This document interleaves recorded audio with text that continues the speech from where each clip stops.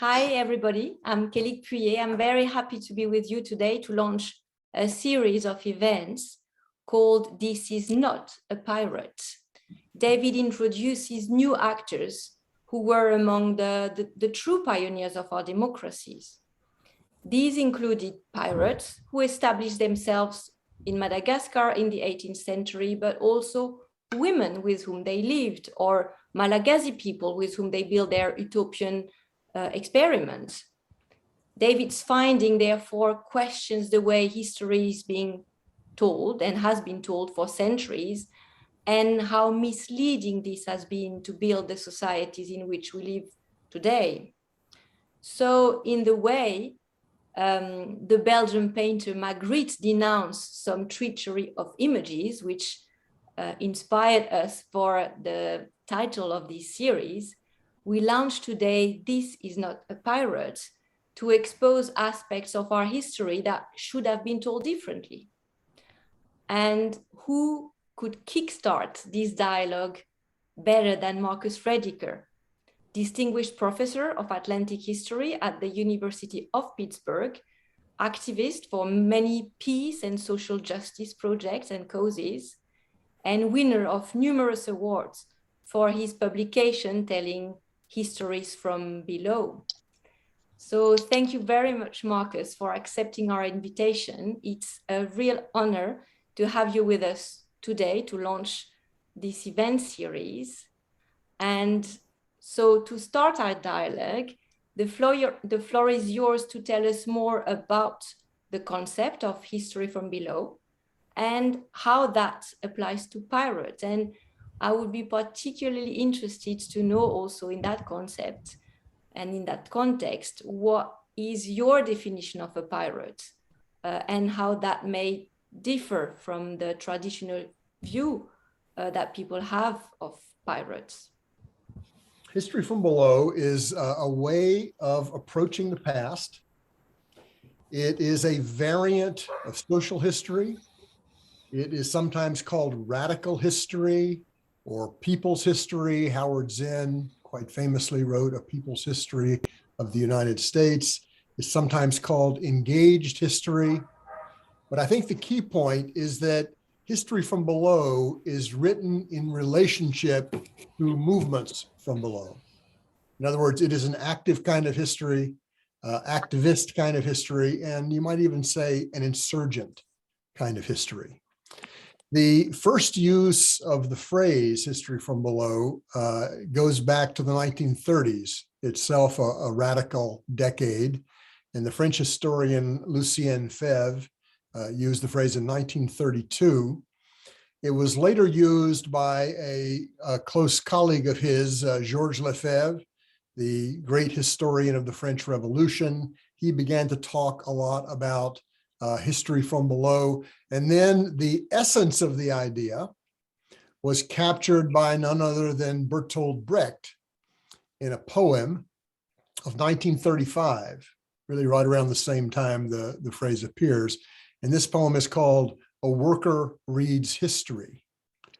And it begins with very famous lines. Who built the 7 gates of Thebes? The books are filled with the names of kings. But was it kings who hauled the craggy blocks of stone? And he goes on to illustrate the way top-down history has been written and taught and learned for many, many generations.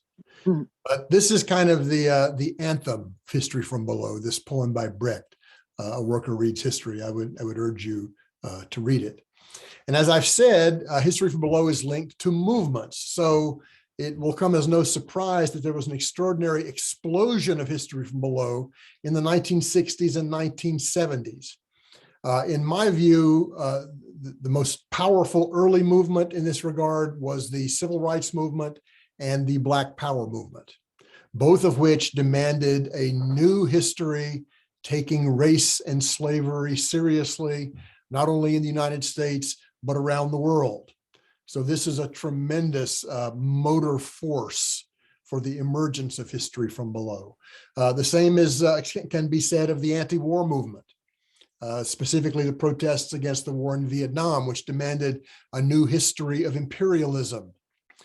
And of course, one of the biggest challenges for History from Below came from the women's movement, which demanded that the larger part of humanity be included in our writing about the past. So these movements raised really important political questions about history. Who's in? Who's out? Who's included? Who's excluded? Whose history is it?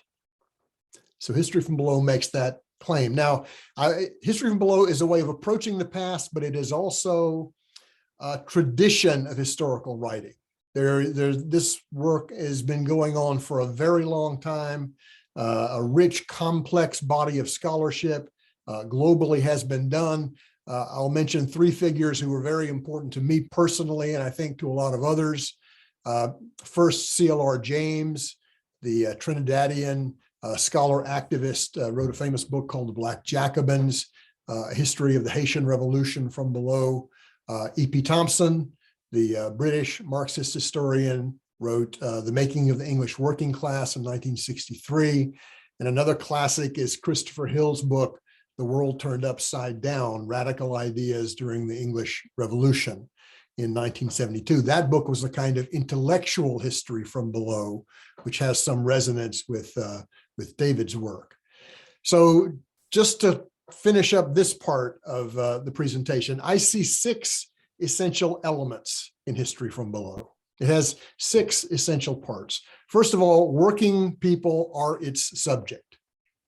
Okay, that's just a starting place. Secondly, History from Below always treats questions of power and oppression and resistance as they are joined historically. That's point number 2. Point number 3, History from Below talks about the experience of ordinary people. 4, it talks about the consciousness of ordinary people. 5, it tries to recover the voices of these ordinary people, these working people. And finally, History from Below is all about the agency that these people, these working people, exercised. It's about agency, or as C.L.R. James put it, self-activity, things that people did to free themselves from exploitation and oppression. And then a last point on this subject, History from Below is without a doubt the most democratic kind of history. In fact, you can see this entire movement as an effort to democratize history away from the elite propertied white men who were its dominant subjects for many generations. Everyone is included in History from Below, and that's a key point. Turning to pirates, you know, a pirate in terms of a definition is essentially someone who commits robbery at sea. And the oldest interpretation of piracy is basically one that arose contemporaneously with piracy itself during the golden age of pirates. And this was created by the people who wanted to exterminate them. These are the ruling classes of the day who were angry about the pirates' attack on the property of merchants. So they called pirates wild beasts, monsters, thugs, criminals. So this is basically the earliest interpretation of pirates from above. That was not the view from below. Working people viewed pirates in a different way from the beginning. Slowly and over time, I'm just trying to give a very broad overview here. Writers like Robert Louis Stevenson and many others, and then eventually Hollywood, created a romantic image of the pirate. And this was frequently an aristocrat who had been wronged, who had gone to sea to recover justice. But within this vision, and this remains true even in Pirates of the Caribbean, the films very recently, the rank and file pirate, the image of the rank and file pirate is still that of basically a drunken, violent thug with bad hair and worse teeth. Right? We're talking about class stereotypes. A new generation, you might say, came on over the last 20 to 25 years, looking at pirates in a new way, specifically in terms of the social history or the history from below. Now, one of the discoveries of this recent phase of piracy is that a pirate is not a single unitary monolithic category of person. Pirates differed widely through time and space. Important to realize this. But the one generation that continues to stand out, I think in terms of both popular culture and scholarship, is the generation of the early 18th century, roughly 17 teens, 1720s. This is the generation of Blackbeard. This is the generation of the Black Flag, the Jolly Roger with the skull and the crossbones. And this was the generation that I wrote about in Villains of All Nations. So my observations are primarily about them. So this social history of pirates, it has a different question that it proceeds from. It's not about whether pirates broke the law or not. It asks an opening question: who were they? Turns out they were just ordinary, common, exploited sailors. Second question: what did they think they were doing when they turned pirate? What were their purposes? Was it to get rich quick? Well, yeah, but it was more complicated than that. These poor sailors, it turns out, I learned, were trapped in a deadly capitalist system of low wages, very poor quality food, extremely violent discipline, and high mortality. By the way, the skull and crossbones you see on a pirate flag, sailors took that from the logbooks of captains who would write a skull and a crossbone to indicate the death of a sailor. So they use this symbol of death as a symbol of resistance.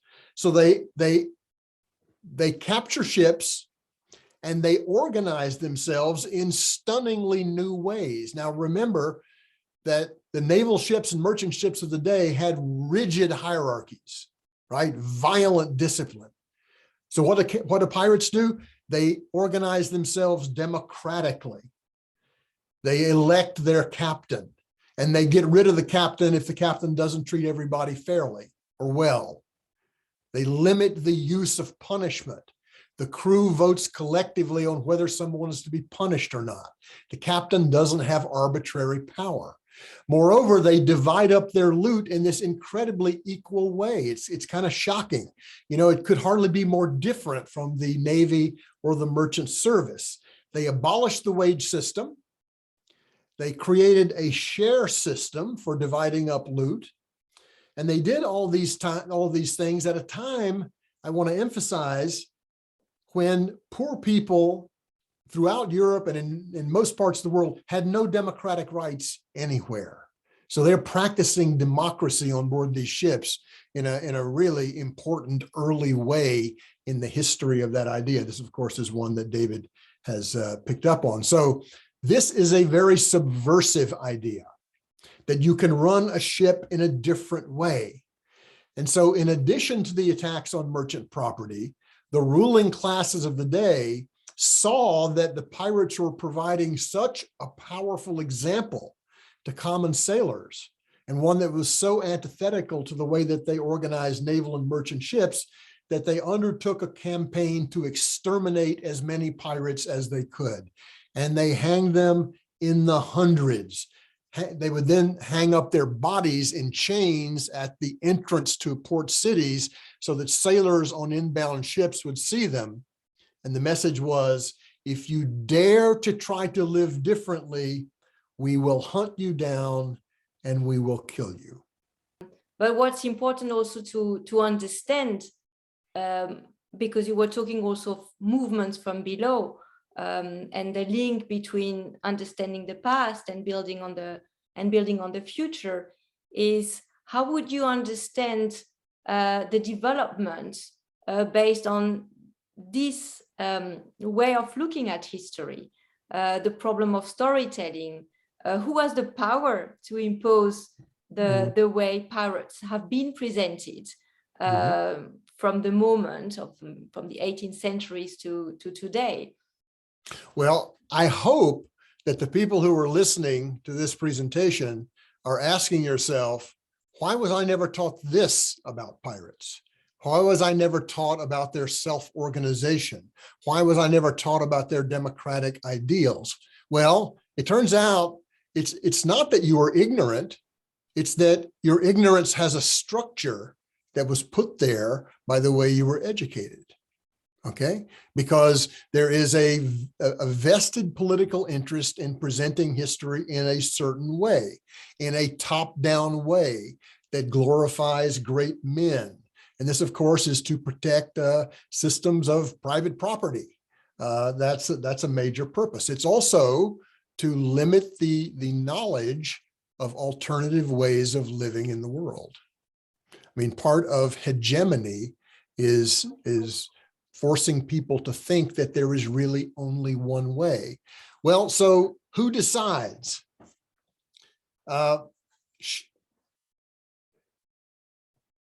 What gets included in our history has always been a shockingly political business. I mean, this is a very old idea, and it's premised on a phrase that I'm sure everyone here has heard. That is, the winners write the history. This is crucial. Winners write the history. But movements come along and basically say, no, that's not enough. We've got to have something new. Let's remember what Brecht said, posing that question. Who built the seven gates of Thebes? Who built the world we live in? Who created the wealth that we all have all around us? So who's included? Who's excluded? Whose history are we writing, teaching? So as these movements from below demand new histories, a struggle over the meaning of history intensifies, and that is what we have going on right now in post-George Floyd America. After the murder of George Floyd, or the public execution, we might say, there has been a powerful new set of demands about racial justice, that the past must include teaching about that subject, struggles for freedom, but we're also seeing a tremendous backlash. So I guess what I would say is that the stronger the movements from below at any given moment in time, the greater the likelihood that the progressive version or bottom-up version of our past will be taught. Would that be elements of your recipe if we now want to build a bottom-up society? How would you approach that? Because it's clear that the implication of the way history has been told to us is something that we still live in today, and that prevents us from having this bottom-up approach. So how to challenge that, and how to develop new ways of making society together in a more equal, in a more inclusive way. Well, let me add one more point about the purposes of teaching history. Something I should have said a moment ago. If you look at the way in which most nation states, especially imperial nation states, teach history, they have one basic goal, which is to teach a version of history that will make young men and women willing to die in foreign wars for the version of history they've been taught. And there is some very interesting, there are very interesting reasons to wonder, if people get a truthful history, will that political goal actually be achieved? And I would just mention that in the 1990s, there was a fierce debate about the content of American history. The social historians got together a whole new set of American history standards, just the best scholarship of the day, and the US Senate voted it down 99-1 against, for one clear reason, which is, quote, insufficiently patriotic, end quote. So there's a political struggle. So what must we do differently? We've got to take that approach from below. We've got to reject the dominant mythology. We've got to look from below and see what people did to free themselves from exploitation and oppression in different moments of history. We've got to understand that real change comes from below, and to understand how people themselves in movements are makers of that history, what kind of roles they have played in that history. This, I think, is the way that we arrive at a different understanding of not only where we've been, but where we might go. because if you see the things people struggled for in the past, it can expand your mind and your ability to see something different. Probably the greatest challenge of history from below is finding sources, because we are talking about people, many of whom did not even read or write. They were storytellers in the oral tradition, so their stories are kind of gone on the wind. We don't know. So the first thing I would say in answer to your question is that you have to figure out how societies produce documentation about poor people who are involved with the sea. And of course, that almost immediately brings up the courts, because poor people are almost always in court, almost always some portion of them on the wrong side of the law. And so you can get sometimes surprisingly rich sources in these court cases. I had worked in the High Court of Admiralty papers, which are a tremendously rich source. Once you get the sources, then to quote our friend E.P. Thompson, what you do is you hold them up to a satanic light and read them backwards. I always thought this was a great phrase for how you do history from below, because that's sort of an allusion to what was done with witches, because the idea was if you could read backwards, then you were a witch. So I think Thompson is saying that witches would probably make the best social historians. So it's all a matter of doing as you've done, Joe, and looking for as many varieties of sources as you can find, you know, the ballads, the songs, everything, and then reading those as creatively as possible. And then the larger the base grows, the more you have an ability to judge the fragments about what fits with everything else. You know, I think this is a very important point. I mean, this is, you know, Peter Linebaugh and I wrote a book called The Many-Headed Hydra, which is all about this motley Atlantic proletariat in the 17th and 18th centuries.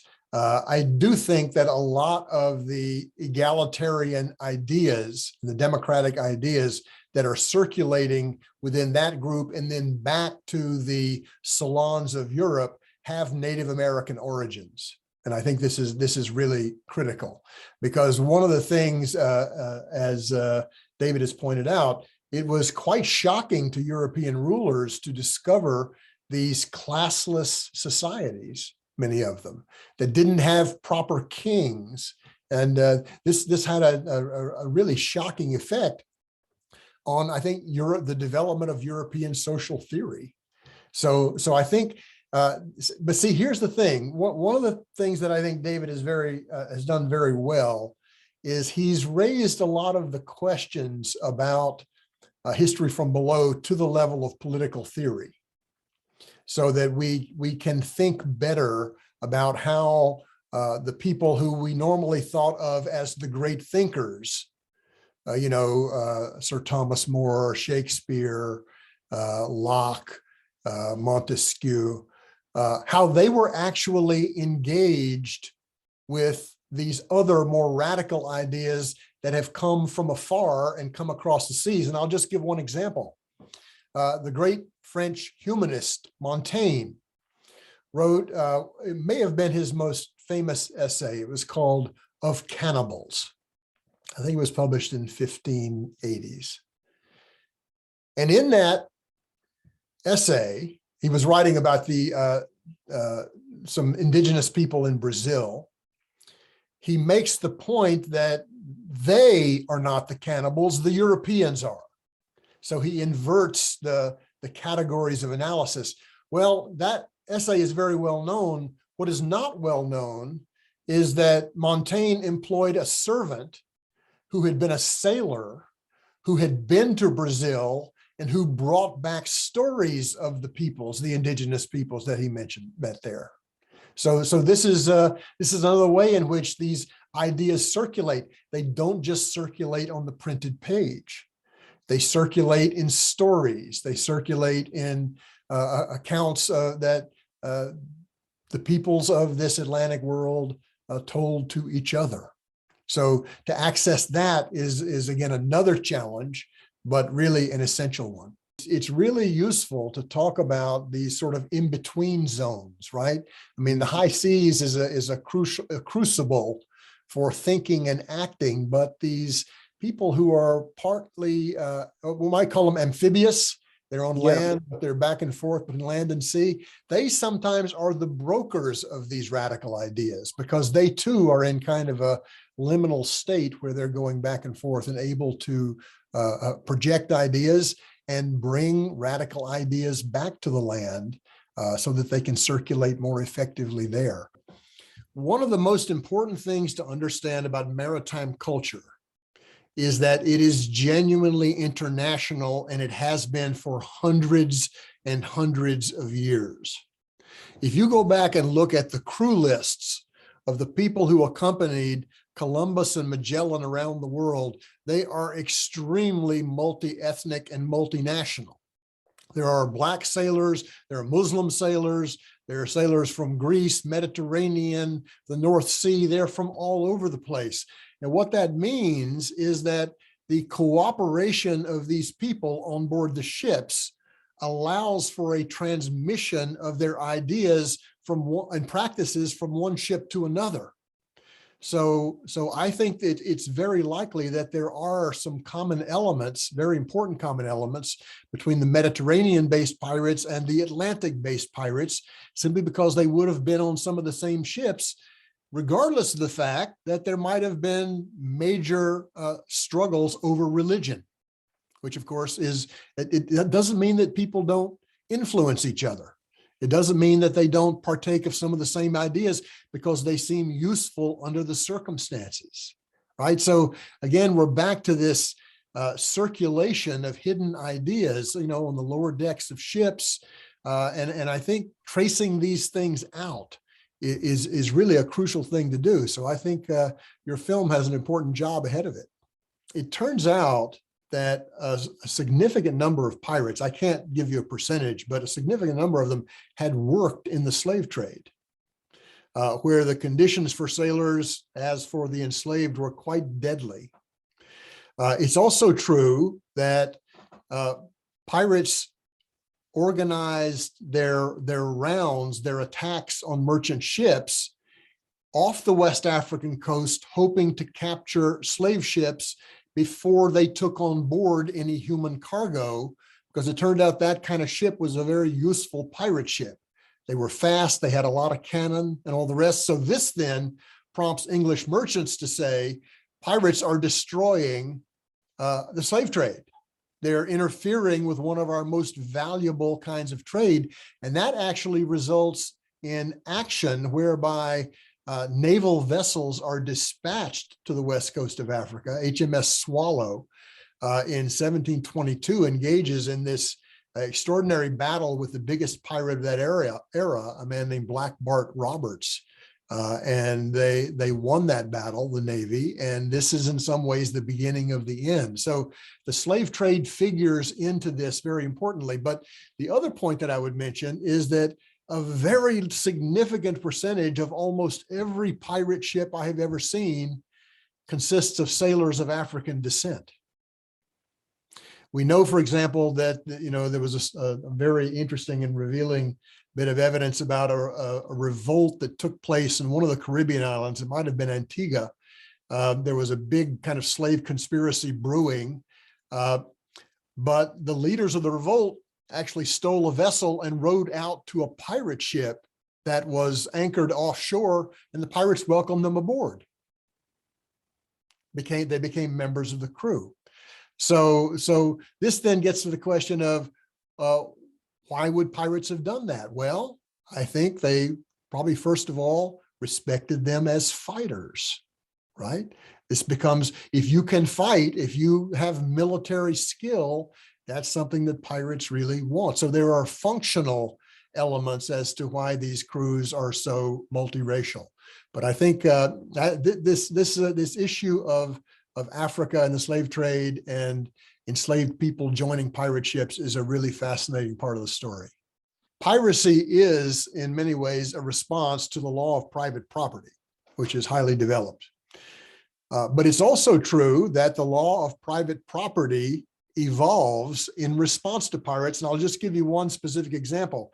I mentioned earlier in response to Florian's question that there was a kind of radicalization of pirates over time, and that the larger merchants tended to drop out of their connections were lost. They abandoned the pirates. They were too dangerous to deal with.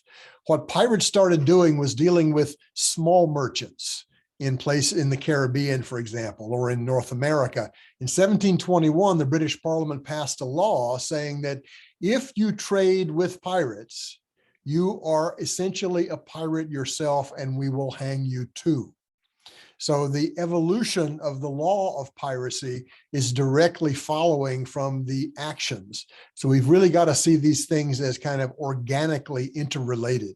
I think that's an important thing for us, because look, the ruling classes of this era in, let's say, the 18th century, they're constantly having to respond to initiatives from below. You know, whether those are strikes or riots or whatever they might be, those people don't make the decisions. You know, it's not widely known, but the term strike emerges in 1768 when a group of sailors in a protest against wage cuts go around to the vessels of their ship, striking the sails. You know, you strike the sail to take down the sail. That is the practice, a maritime phrase. And that is the origin of a new kind of working class power. Well, the British government is going to spend many years learning to deal with questions of strikes. In concluding, say a few more words about David, because as I mentioned earlier, what he does in The Pirate Enlightenment, which is, by the way, I think the most interesting book written about pirates in a long time. What he does in that book is really quite extraordinary, because he shifts our vision of where political ideas come from, who qualifies as a thinker. So this is, I regard this book in some ways as a kind of intellectual history from below, so that the traditional figures that we think about, you know, as making this, you know, sort of the philosophers, you know, Locke and Hume and many of the great French thinkers, suddenly now are in dialogue with a very different group of people whom they probably never would rub shoulders with in daily life, although they encountered their ideas. So part of the power of that book is to make us see that this motley crew of workers were not only workers, they were thinkers, and they were makers of history. That's the other thing about history from below. They pioneer ideas, they pioneer practices, and they change sometimes the very trajectory of history. Pirates lost the battle in their own day, did they not? Hundreds and hundreds and hundreds of them were hanged. This ruthless Atlantic ruling class hunted them down and killed them. But here we are still talking about these pirates 300 years later. Do we remember the names of the people who executed them? No, we don't. But we do remember the pirates, because something in them, something in their radical vision of freedom, still means something to us. So I think it's a great irony that they may have lost the battle, but I think they're winning the war. And books like The Pirate Enlightenment help in winning that war.